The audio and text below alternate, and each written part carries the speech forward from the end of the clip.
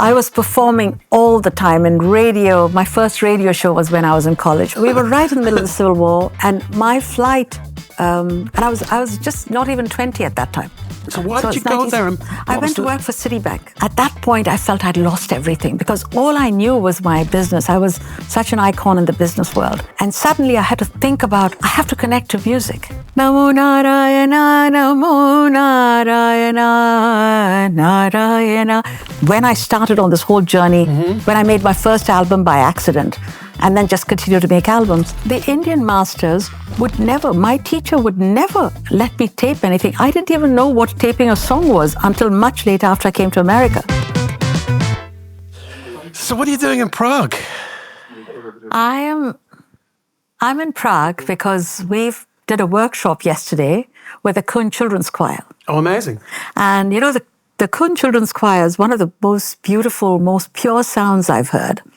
And so what I did yesterday with them is an experiment, which we hope was going to lead into something more, which is taking Indian classical music and having the young children sing with that Indian classical music, bring their pureness of the Western classical and try to bridge that. So that's what I was doing yesterday. Amazing. I mean, the thing about with children and choirs is it's the innocence of it as well, the purity, the intent is just joy and expression. So you got into kind of doing children's music through your grandchildren, isn't that right? Right. So I got into doing children's music because I have 3 little grandchildren, and when my oldest one, who's 6 now, he was a few days old, I found he just loved music so much. And you know, there's so many things you can do as a grandparent, which is give them gifts, but the best gift you can give is share of yourself. Yeah. And for me, my most joyous moments were always to do with music. So I would start to sing to him. And then every time I'd start to sing, this boy would either fall asleep when he was a few days old. So my daughter said to me, "You're like a, music whisperer. You're not allowed to put him to bed at odd hours." So I couldn't sing to him. But then when he got a little older, maybe 6 months old or whatever, he would make me sing and sing and sing and sing. And then by the time he was 2, I was doing like full 2-hour concerts with him to put him to bed, and he wouldn't go to sleep.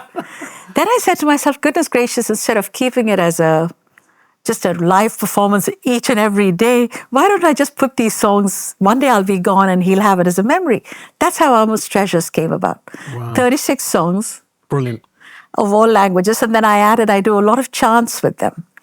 And so that I added in. So this is like a treasure trove of something like 2 hours of music. Amazing. And I've actually, so the children, and then the little boy who came in after him, he also got into it. So my grandchildren are quite obsessed with this music, and the older one has been obsessed about this for 6 years. So music's been a massive part of your life. Yes. Because your mum was a musician. My mum was a musician, and I think I sang before I spoke. Right. When I was very little. But then for many years, I walked away from music in a formal sense. I learned very young, Ross, and I sang, I performed everywhere, I won all the prizes. But then I went into the business world. I went into academics in the business world. I was successful at that. Just going back to that, because I've done a bit of due diligence. I'm a bit like one of those FBI profilers. I dug as deep as I could because I didn't really realize we were speaking until late last night. So I was up and then I actually fell asleep to your music. I mean, in a good way. Your first album, I had it on and I was tired, and it lulled me to sleep in a really nice way. And but your story was fascinating in the sense that you came from a traditional family, so you're expected to get married at 18 and 17, engaged at 18 because child marriage is banned, and then married at 18. But you kind of rebelled against that, didn't you? You were Hunger like strike. Very Irish style again. Yes, very Irish style. I was in a very, very strict... But I've got to tell you, you understand the Irish tradition. Of course. The way I went to my college at 15 was because my Irish nun, who had never... Sister Mary Nesson, who then became Sister Sheila Cooney, who had never left the halls of the convent. Wow. Left the convent to come to my house to persuade my mother to let me go to this college, to this boys' college. Which was she saw something in you and knew that wasn't the way for you. And she said to my mother, don't worry, you put her anywhere, she won't go wrong. And that was her belief in me. And so Ireland and Irish nuns have had a huge part of my life. She was with me from from my kindergarten. Wow. It's good to hear that side of the story because, a lot of my friends who I grew up with and female friends, didn't have a great experience with the nuns in Ireland, very tough, I went to a Christian Brothers school, which again was way too tough, you wouldn't get away with the stuff they got away with then, like beating the kids, and it was very tough, very, very tough. But I've heard stories in other countries where nuns have done amazing work, like really, like in Africa, really were putting themselves in immense danger, to be with people when at their darkest hour, and you look at that side of it, there are people out there in the clerical world who really put their lives on the line, and it's nice to hear that you had a good experience. And I think what the nuns did in one way, and my grandfather on the other hand, they kind of opened windows into the world which I never knew existed. So we were talking about Irish music. I had a repertoire of Irish music and Western music and even the old British Isles music, like, Ashgrove and, all these old songs from way back. Sea shanties and, Molly Malone and, you name it. And I have such a large repertoire. And by the way, many of those songs are in Ammo's Treasures. They aren't sung very often.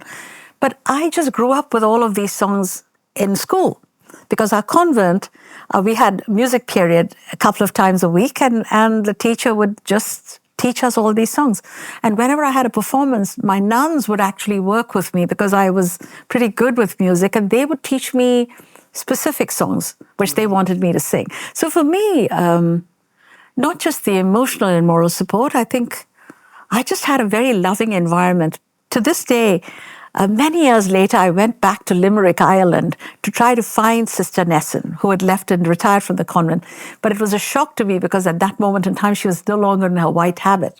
Wow. Part of the Franciscan Missionaries of Mary, and she was in a pink dress. And I was in such shock to see her that way because she was this incredibly angelic figure to me in a certain way. She had a huge impact on my life. So Ireland is very dear to me. Well, that's nice. I mean, as I said, I've had connections with the Indian community in London, and my first big break as a producer was with a girl called Sonorelle, amazing singer with a friend of mine, Livingston Brown. We found this amazing singer and got to know her family very well. It was my first major deal as a producer, so I got to know a little bit more about that culture, and her mum always thought we were half starved and would send sort of chapatis down to the studio. Those boys need to fatten up a bit. Way too thin. So, I have always had that, they had an amazing relationship with music as I did, And, like you say, the importance of music and your well-being. It's like when I was a kid, I won't go on about it too much, but, I had a very difficult childhood and there was a lot of problems in the household, except when music was playing, there was joy in the house, and every other part of my life was pretty stressful, but that time it wasn't. It's not a great leap to understand how I ended up in music. Like music equals joy, happiness, It's the same way. I grew up in a very simple household. Mm-hmm. So we had chores. I had so many chores, from sweeping the floor to wiping the floor to waiting for the cow to come to watch it being milked. And I would wake up at 4 or 5 in the morning sometimes for many of these chores. We had a very tough life because we weren't that well-to-do when we were growing up. I don't remember what jobs I did. I can tell you what song I was singing. What was it? There were so many songs. My repertoire is vast because our radio station we only had 2 radio stations in India. We didn't own a record player. We didn't own a tape recorder. We only had 2 radio stations, and one would do more news and stuff.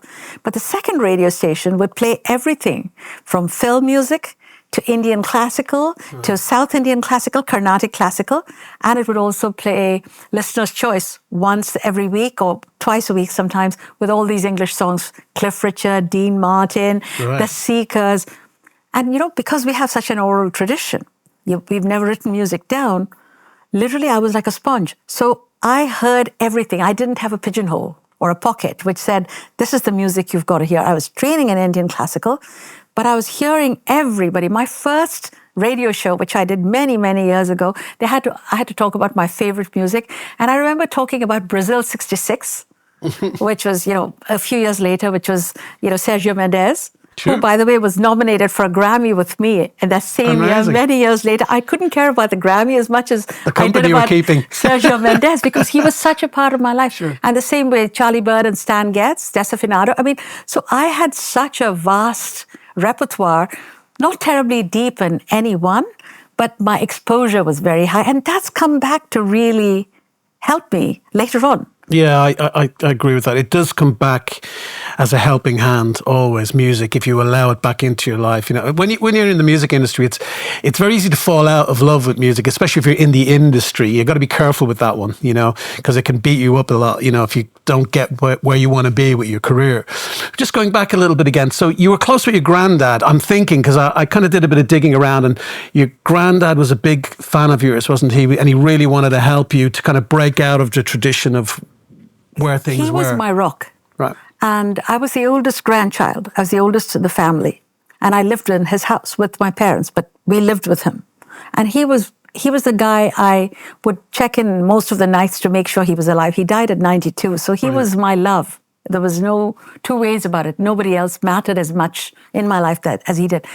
Every night, by the time I was 14, I had read all 37 plays of Shakespeare. Wow. I knew I could recite about 200 poems. I can probably recite, you know, everything from daffodils to elegy written in a country churchyard now, because we just read. And that was the second person that opened windows to me. So it wasn't, and then he was always there when I had a traditional mother saying I couldn't do this or I was going to get married. I would literally go and hug my grandfather and say, save me. He couldn't exactly save me, but he was my rock.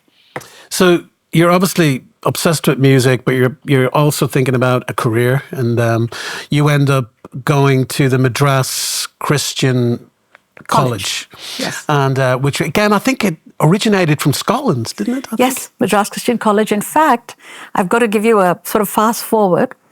My grandfather went there and my father went there. So this was a very special college in my family's history, but it was founded by Boyd and MacPhail years ago. So I'd heard stories of Boyd and MacPhail for many years as I was growing up. You know, and of course I wasn't allowed to go there because it was mostly boys, and they started it for girls. So my mother said, in a million years, you will go there. You're not going there. I fought my second hunger strike to go there and then go to business school. Years later, this is about 3 years ago, we've just formed a business school, which we've endowed a business school at my college, and it's called the Boyd Tandon School of Business. Wow. So this was a very poignant moment for me, that it's a Boyd Tandon School of Business, that this is a full confluence of my whole life coming together in a very, very profound gift. So was that a big influence on you, like that world, when you went into that sort of alumni at that college? So you're a woman. What was the kind of percentage of women, men at the college at the time? There were a few thousand guys and about 200 women. Wow. Okay, so, good for you guys. You're the pick of the crop. Yeah, we had the pick of the crop. And not just that, it was a college which really nurtured not just your academic side, but it nurtured your artistic side. Wow. So I was performing all the time in radio. My first radio show was when I was in college. I was performing in radio. I was performing in every college music event we could have. And I was just composing songs. I was with a group of like-minded young guys, and we just had a blast. So we would make parodies of songs, and, you know, so we would take either Indian or Western songs, and so we lived with all that. That was the time Woodstock was very big. Amazing. So I saw Woodstock on continuous repeat. We had this continuous theater. I couldn't afford to buy a ticket each time. So if you went into the theater at 9 a.m., you could come out at midnight and watch as many times Woodstock. Amazing. So at one time, I wanted to color my tooth gold like Richie Havens. He was my big hero. So Joe Crocker, you know, what do you do? Yeah. So all of that. And Hendrix, it was the greatest show he ever did, in my view. Joan Baez, all of them. So that's how, you know, we got to physically see some of these artists, because we didn't have video or any such thing. Sure. We were in such a sheltered way in India. So you go into business. I think one of your first gigs, you went to Beirut during the war. What was middle of the Civil War? Make it difficult for you. Make it easier for yourself going to a civil war. Talking of we were right in the middle of the Civil War, and my flight, and I was just not even 20 at that time. So why did you go there? I went to work for Citibank because when Citibank hires from our business school, I went to business school right after. I was one of the youngest in my business school. And then I was hired by Citibank and they send you to Beirut. It happened to be in the middle of the Civil War. Citibank didn't expect the war to get as bad as it did. Right. So what happened is, we would literally go, we would always collect periodically, even though we had apartments, we would collect at the Holiday Inn because the sniper fire would be bad. You know, Ross, we would drive to work in the morning and we'd come back in the evening and buildings would be burning on either side. So we were in a fairly dangerous zone. Right now, I doubt we would be put in any place like that. But that time, we knew, this bank knew no better. Wow. But I'll tell you one more thing about music. I wasn't doing music there. I was very much in the corporate world, trading Lebanese pounds in multiple currencies and doing all the other stuff. But my most memorable things that I heard Demis Roussos, I heard Joan Baez in the Baalbek Art Music Festival. I could afford no money. But I would say most of my savings I spent going to Baalbek to get a ticket for the Baalbek Music Festival. And I went there. And I still remember the glory of listening to Demis Roussos, this Greek singer. Amazing. And then I got into a lot of the other singers, Dalia Lavi, some of the Jerusalem, the Israeli singers. So I got a whole version of that part of music, which I hadn't heard before. Incredible. So you obviously had to get out of town, you know? Yes. Had to get out of Dodge quickly. Yes. And so you went to America then. Is that the next step after that when you went to work with McKinsey? I went to work back to Citibank in India for a few years and then was recruited by McKinsey in America, in New York. Wow. Which was a story unto itself because McKinsey had never hired anybody without an American education in New York. And I was straight out, I was 23 years old, straight out of just 3 years of Citibank. And I knew nothing. I didn't have the runway of a college education to ramp up into the American society. I went straight wearing a sari and slippers in the middle of the worst blizzard of 1978, not knowing how to drive a car. I knew nothing. And I didn't know what I didn't know, which made me a complete naif, you know, I just walked in there. And so then basically I went into the American boardroom day one kind of thing. But that was an experience. I grew up very fast. Because I learned about the business world. American corporate experience is like for a woman at the time, that was huge. There were none. There were hardly, in fact, certainly no CEO or no board or no senior management team had seen someone like me who looked funny, who spoke funny, and, you know, I was just different. And, you know, they didn't have any common ground with me. They couldn't talk about football because I didn't know anything about football. They couldn't talk about Thanksgiving. But that became my journey of friendship in America because after a bit of hesitation, I was not afraid to ask questions. So everybody embraced me. So I went to people's homes for Thanksgiving. People welcomed me. And I was an odd bird, but they helped me fit in. I remember one of my most interesting experiences was coming on a flight from North Carolina. I was in economy. Of course, the CEO was in first class. He moved his seat from first to economy. And the whole way up from Charlotte to New York, he explained to me everything about all the, of course, North Carolina Southern sweets from key lime pie to whatever else. But he also explained everything about the Southern expressions. Did you know? No. That lowering your ears means getting a haircut? I didn't know that one. And there's 100 other expressions like that. So I took out a notebook and very quickly wrote these down because I thought that was just so interesting. But that's the kind of love and affection I got from almost all my clients over the years. So I feel very lucky and grateful for the kind of... I've lived in America for 47 years, which is a very long time, and I cherish the time. It's helped me become who I am. It's a society that really, if you don't have a chip on your shoulder, they really welcome you. Yeah, I think that's fair to say. But still, the corporate world, the corporate boardroom, you have to be able to hold your own.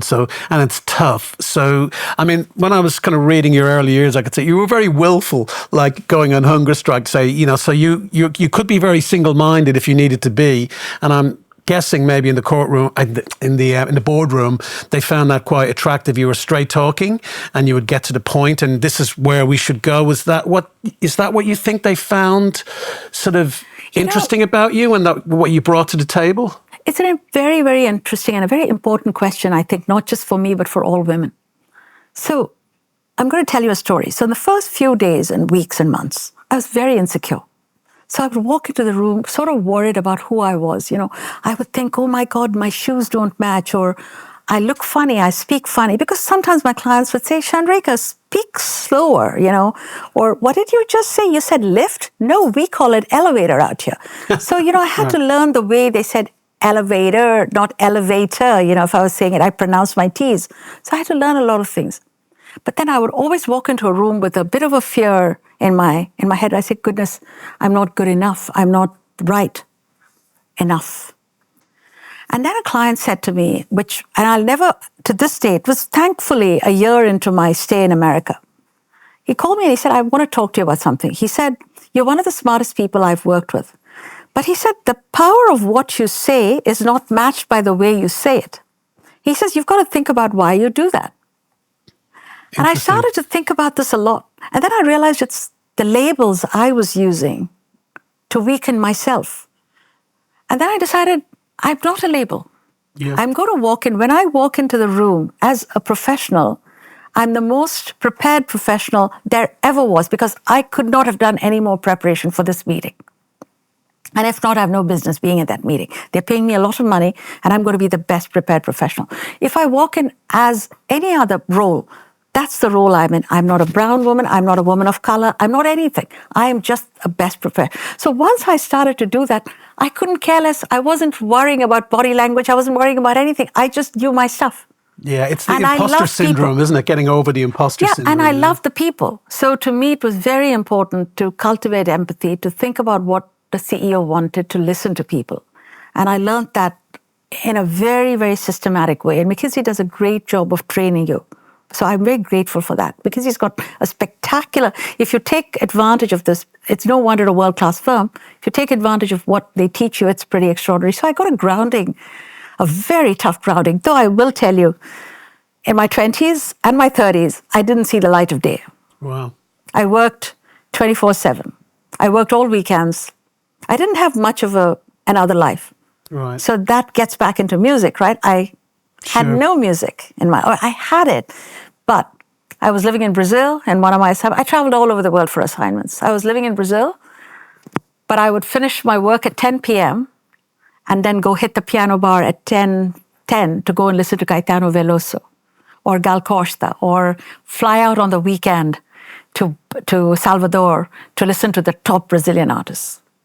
So that's how I became a huge collector of Brazilian music and a huge fan. And same thing in Australia. I was living in Australia, in Brisbane. I'd fly down to Sydney because the Seekers, my favorite group, were having their reunion concert. I got first row seats. All my money was spent on these tickets. They were not cheap. First row seats. They had 2 shows. And I was there the first row for both shows. And I would do this in New York too. So because living in New York, and I would be there for some weekends. Every weekend, I was either at the Blue Note, the Village Vanguard, at Lincoln Center. Astro Gilberto came in, and I watched every one of her shows. I didn't just go to one show. I'm obsessive. Sure. So this is how I filled my time. I wasn't singing, but I would listen. Well, that's a good kind of, sort of education, as you would say, in soaking up different kinds of cultures and different kinds of music. And then you formed your own company, which became fabulously successful. Yes. So, and created a huge amount of wealth for you and for everybody else. Yes. So there must have been a moment, where everything changed. So is that fair to say? Everybody, I think I think all of us, even, my humble own little life, it's like you have these moments like, what is it all about? When you're working and you sort of, what is life all about? And did you have a moment like that at any point? It was more than a moment. I would call it a crisis of spirit for me. It was a big epiphany and I was, as you said, I'd formed the company. I was on a roll. I had a very successful run, and I've been going from success to success, deal after deal. And I just was about to sign one of my largest deals ever. And because I was a one-man show, and I had a team working for me, but this was my idea, my company. So I went to Europe, and I'd met with the entire board, and we'd been negotiating for weeks. This was the days before cell phones really existed. So I'd finished, and All we had to do was sign on the dotted line. I just said, look, I want the weekend to go back to New York and think about it, and we'll sign, because they have to do a press release if I was hired. I was an disclosable event per the SEC. Flew back. On the way back, I was the only passenger in first class. Of course, I was flying. I was living the very heavy life. I started crying. I was reading a book, and I started crying. I have no idea why I started crying. This was in 2000. And I cried the entire 7 hours. I didn't eat, I didn't do it. I just cried the whole way through. And I'm not a crying sort at all. I don't cry. And then that weekend I came home. I didn't want to see my husband. I didn't want to see my child. I basically locked myself in my library and I cried. I was just and all my questions were, okay, I'm going to sign another deal. And then what if I died tomorrow? And all these existential questions of, is this what I'm supposed to do? What is my purpose? Is this what makes me happy? And then I said, I can't do this. I can't spend, and this would have been another 8 or 9 months of my life where I would have committed to this company. I said, I can't do it. I need to figure this out. I need to figure out the answer. And then unfortunately, it was the days before cell phones. So I just sent them a note saying, I'm sorry, I can't do this. I created a lot of bad blood because of that, because they really wanted me. But I didn't have a choice. It was so compelling, my urge. And you won't believe this, Ross. I'm going to cry when I say this. At that point, I felt I'd lost everything, because all I knew was my business. I was such an icon in the business world. And suddenly I had to think about, I have to connect to music. I have to sing. I don't want to go anywhere, but I'm happy when I sing. As I said to you, I was thinking of all the difficult times I had. I would just listen to Françoise Hardy or Enrique Macias or Indian singers, M.S. Subbulakshmi. I knew so much music. I just wanted to sing. But nobody would take me on. Then I decided to go find a teacher. But nobody would take me on as a teacher, as a student. I was old, because Indian masters are used to taking on kids when they're 5 and 6. Sure. And they want you to dedicate their life. I couldn't do that. I was a wife, I was a mother. I still couldn't abandon my entire company. I wanted to do it on my terms. Sure. So I was a music beggar. I mean, I went and begged all the masters. And the good news is I was good enough that I couldn't work with a mediocre person. Sure. And they also couldn't understand that I had no ambition to succeed at this. So they'd say, okay, you can learn with me, but then I'm performing and you can start sitting on stage and performing everywhere with me. You know, you become a backup singer with the big masters and then you absorb that. I said, I can't do that. I want to do it on my terms. And that's the other thing. They wanted to just teach me a lot of the traditional ways of coming up in the Indian classical world. And I just wanted to do chants, and I wanted to sing the songs of the mystics. I'm feeling very tearful talking about it. So these masters would come, and I would entertain them. I would host concerts and events for them in my home, and then I would beg them to teach me. Then they'd say, what do you want me to teach you? I'd say, teach me a song of the mystic. Teach me these chants are from the Vedic ages. So that's how I started my repertoire. That's what gave me joy. So I learned music because I wanted to heal myself. And then something happened, which is in Indian music, to sing well. I'm a good singer, but to sing at the precision of what the great masters do, your notes have to be pristine. Pristine, pristine, pristine. So if you're with the drone or the tampura, I could just do sa, and I could be in the area, but it's not enough to be in the area. To be precise takes a lot of work, but it's not physical work. It's as much mental work. Mm-hmm. Your mind has to be very still. So there would be times I would go to the teacher, and the teacher would say, "Oh, it looks like you're distracted by something today." And I'd say to myself, goodness, I'm doing such a great job of being present. Why is he thinking that I'm not there? But he was exactly right. I must have had a bad day at home or something, and I was not able to be there. Then I realized the more I quiet my mind and get out of the way, the music comes through me. Sure. And I think that was my journey with music entirely. That's how every album of mine has been created. I didn't create them. I take zero credit. I did all the production work, but it all came to me in my deep meditation, at 3 a.m. in the morning, I made soul call. Amazing. Because with indie music, it is the precision is very important from my viewpoint, in the sense that you're kind of trying to get in tune with the universe, like at the right frequencies. I think it's all about frequency. If you look at string theory in the universe, I think it's just you're getting in balance with frequency when you're singing. To me, when you get that tone and that pitch absolutely right, it's when you know, in indie music generally. So it's like hitting a tennis ball in the exact space in the racket, when then it just pings in a beautiful way. And I think with the right tone, big masters spend hours getting this practice. You know, I've had teachers, and then I've had many teachers, because I didn't have one master. I've had teachers where I've spent 45 minutes just finding one note, just focused on that one note and trying to get more precise and more precise. And some days I never get it. Some days he doesn't get it. Right. But some days you walk in and you're with the universe as you get started, especially when I come out of my deepest meditations. That's the best time for me to sing, because at that time, there's a beautiful saying written by one of the mystics. It says, when I was there, the divine was missing. Then I left, and the divine took over. So essentially, I think the journey for me has been, and I think it's a journey for all musicians, really, just get out of the way. Mm-hmm. And let it happen through you. Yeah, it's like the monkey mind. You know, yeah. I'm very sort of prone to the monkey mind. Viola. I have to kind of clear my head, you know. Viola. So that's why the meditation. So to me, music and finding the healing of me has been a 23-year journey now. And it gets deeper and deeper and deeper and deeper, finding that inner place in myself from which I can come to the purest form of whatever it is I produce. And I'm not producing it for an audience. Sure. I'm producing it for myself, exception being my grandsons.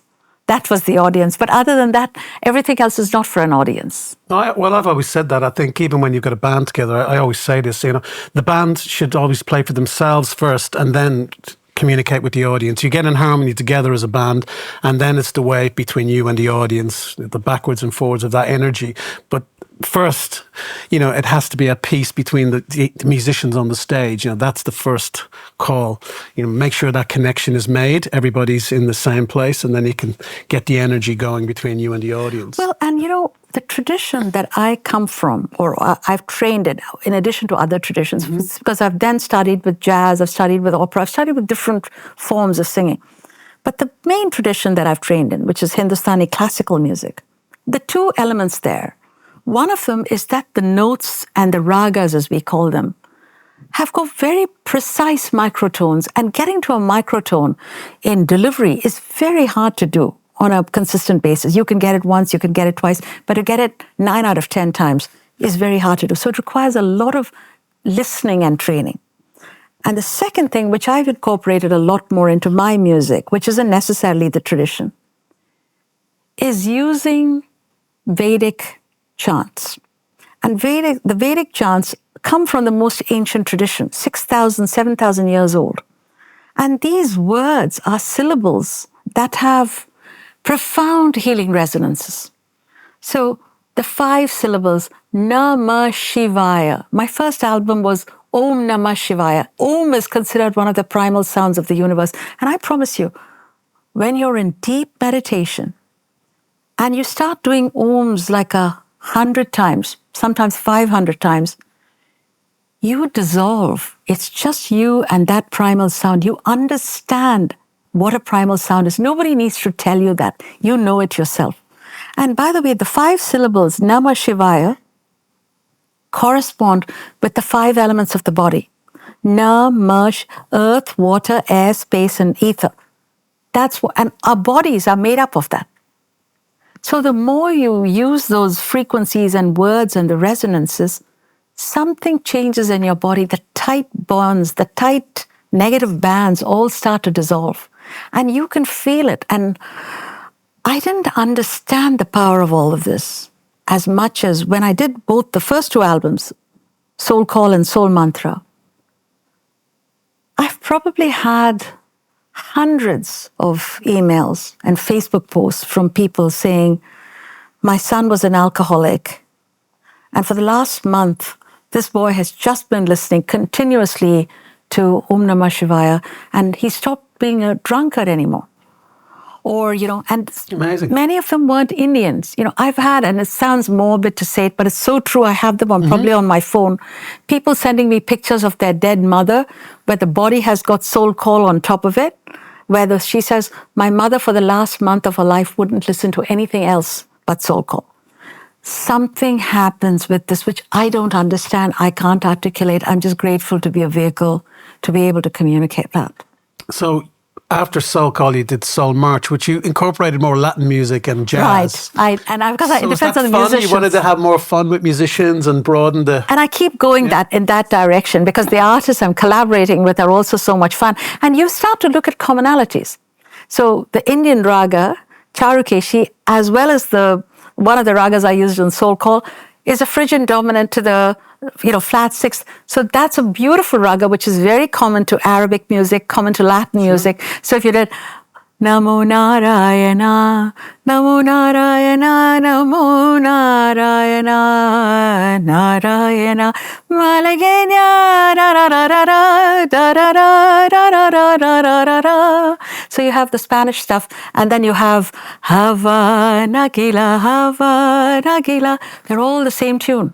We just don't put them together.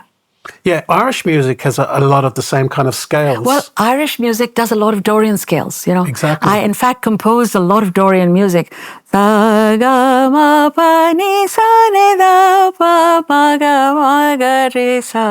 a beautiful Indian scale. And I did a lot of Dorian scales. In fact, a lot of the, not just Irish music, some of the Gregorian chants do a lot with that. So Dorian is a very popular scale. So one of the songs I did, and actually I did it with the English group, the Kingsingers. Wow. In Shivoham, was in the Dorian scale. And I went and recorded with them in London because it's part of the album. So that's where I think I'm looking for commonalities. I'm hoping to find commonalities with Czech music. I haven't explored that side of it yet, but that's one of my journeys. But the more you do this, the more you begin to understand the commonalities. But the problem is we are so pigeonholed. Yeah. If I'm a classical musician, they say, oh no, I've got barely enough time to understand my own tradition. Where am I going to understand anyone else?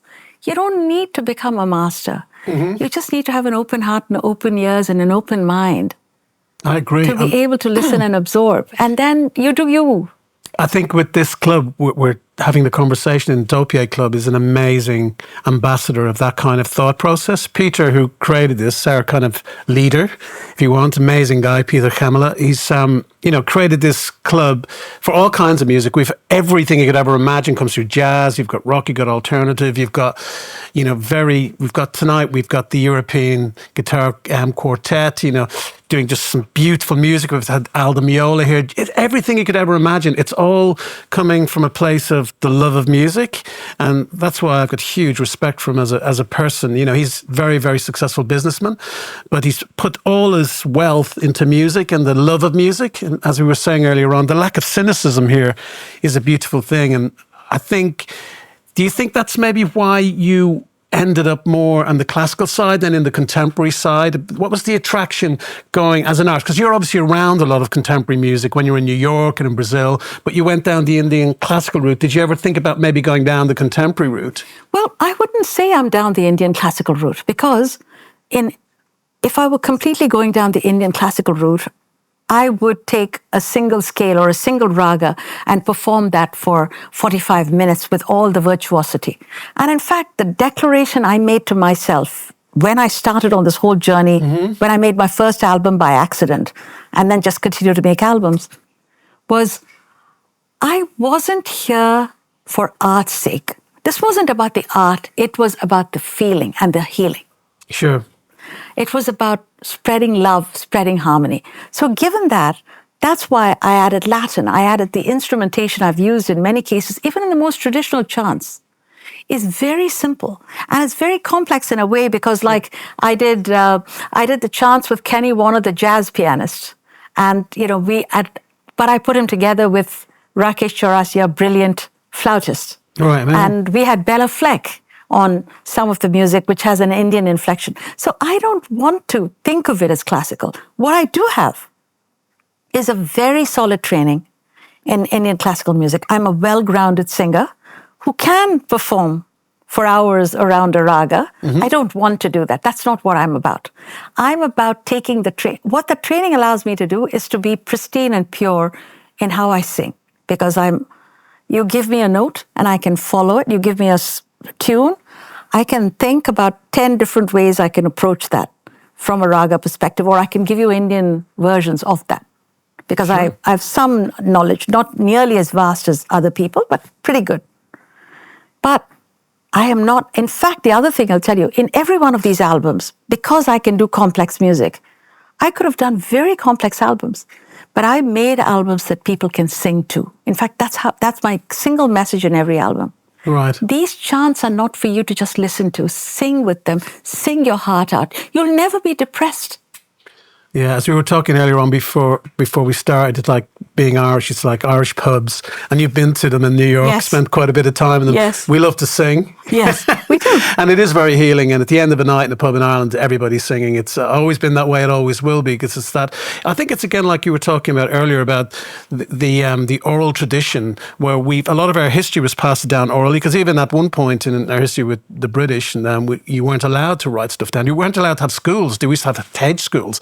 You know, people were secretly educating children. There's a dark side to that part of Irish history, but I think that's where we hand everything down orally. Maybe it's the reason why we talk a lot, even to this day. Irish people love to chat, because it's in our DNA, But the Indian masters would never, my teacher would never let me tape anything. I didn't even know what taping a song was until much later after I came to America. Then I worked with different masters and they allowed me to tape what I was doing. Amazing. And I got all these great machines that I could tape everything. That was the advantage of having had the business career. I could afford to get the right equipment to tape all the classes and everything. But before, it was all by ear. I remember to the nth detail what I learned just by oral tradition. Something happens when you're listening without any other distraction. You're not worried about have you written it down right or whatever. I can remember extraordinarily complex lyrics and different ways of moving in a particular master's tradition so pristinely now, which I didn't much later in life. So, you've had this existential crisis, and you've been incredibly successful at business. So, just sort of changing the conversation slightly, like being as successful as you were in business, how do you feel that shaped you as a person? Like, you made an awful lot of money. You threw yourself into the capitalist world. You were very good at it. How did that affect you for better and for worse, do you feel? I evolved from being unidimensional to being multidimensional as a person. And I think this has been my big life lesson. I didn't even know what my other dimensions were. Had I continued in the corporate world, which I could have easily done, and I'm still in it. I haven't been out of it. Sure. What I wouldn't have realized is how many other things I'm capable of, which give me a great deal of joy, and which make me a complete person and make me who I am. So the two things that I have learned in a very profound way, one was music, but I'm very grateful to music for two reasons. Because when I got into music, I found that I had to go deep into myself. I had to quiet my mind, and then I hadn't understood how cluttered my mind was.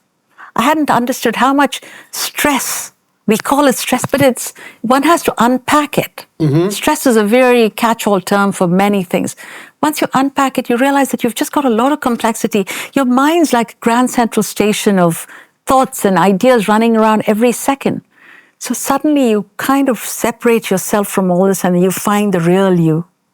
And the second thing I did as part of this whole journey is I said I was going to commit myself to service, that I was going to do something good, that the divine gave me a lot of gifts in this world.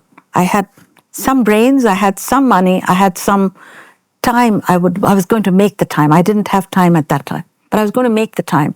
So when you can put time, talent, and treasure together, I said I was going to serve every day, whether it's random acts of kindness in a day or active engagement in something that's a cause bigger than myself. And that's been life-changing for me.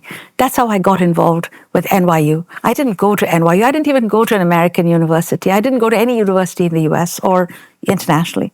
But then I went to NYU and I said, I'd like to help. And you gave them $100 million. That was many years later, but the first, I'd say the first 20 years of my life with NYU, I gave them more money too, but I just served. I taught classes. I have worked with the dean of the business school because naturally my business world experience was very relevant. I just taught students. I didn't take money. It wasn't for anything. It wasn't for prestige. I just did it. I was indistinguishable from the pipe in the rooms. Right. I just served. I loved the students. I loved thinking about problems, which is what I did for a living with companies. But I was able to think about it from the point of view of academic institutions. They invited me to join the various boards later on, but that wasn't the reason I joined. I didn't go in there and say, "Oh, I want to become a key factor at NYU." And then I got involved with multiple other educational institutions because by then, academics is an area I understand well, and that got me to the second leg of what I'm doing with the serving of the world, which is economic empowerment, because I began to see that a lot of kids that are very musical have no other skills in life. Yeah, sure. Technology is changing the world. We talk about AI and all of that, but it's not about AI. Life skills, technology skills are critical for children to survive. And the world is changing. So I kind of decided to focus much more around STEM. And how do you begin to get kids and teachers who are teaching them? Because you've got a whole generation of teachers who don't understand anything about this. I mean, you're from the music industry, Ross, and now I also feel like I'm partly from the music industry. I released an album last year, or this year, actually. And I released an album in 2010. So that's 13 years later.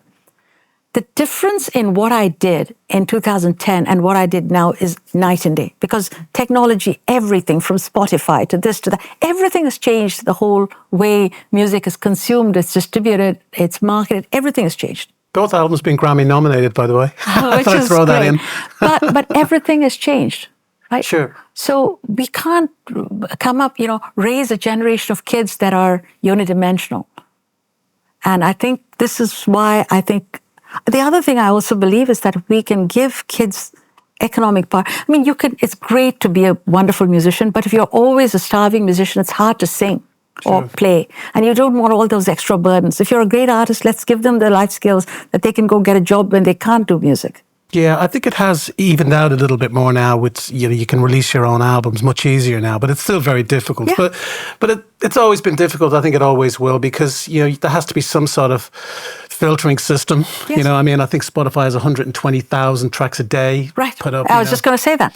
When you have that kind of number, how do you stand out? And then you don't have the money, and you're barely making ends meet. So I felt that I've got to serve. So my life for the last 20 years, I would honestly and truthfully say it is a very, very strong life of service. I give away a lot of my time. In fact, most of my time, the business world interests me less, though I still am in it because we happen to be in it. But I love serving. Even my music is a service. I'm not singing for myself. I'm not interested in fame or fortune. What am I going to do with it anymore? I'm not trying to make a career in music. I just want to share. There's such a gift here for the world to have, with the healing and with the joy and with the bridges you can build to peace and harmony. And I think that's the reason I'm here. That's why I was put on this earth. So we're going to have to finish up soon, because we've got a band coming tonight. Okay. We've got to. I hope you're going to be here for the show. So if I could just finish up, if you were to give advice to somebody starting out now, I mean, you started into business and then got into music. Would you advise people to just get into music earlier in their life, or go through your process? Do you regret coming so late to it, or are you okay with your journey as you've had it so far? I'll say for myself, if I died today, I would have no regrets. Okay. But I would say to everyone, we are all made up of many, many dimensions. And if you don't take the time to explore those dimensions, you've wasted it. And I think we have one life to live, and we take ourselves so seriously. So in the broad scheme of things, we are a mustard seed. We are on this planet. The planet's been around for billions of years, and we're here, 80, 90, 100 years? Still not a lot, if you're lucky. Sure. So I think the goal for each of us, however we do it, some can do it through business, some can do it through music, some can do it whatever way, through their family. There isn't a prescription. I'd say the goal would be to make your corner of the planet, whatever corner that is, a much better place. Do it with a good heart. And do it with a good heart. Chandrika, thank you so much. It was Thank you. Such a pleasure to have you here. Thank you. It's a pleasure to talk to you. Thank you. That was amazing. Thank you.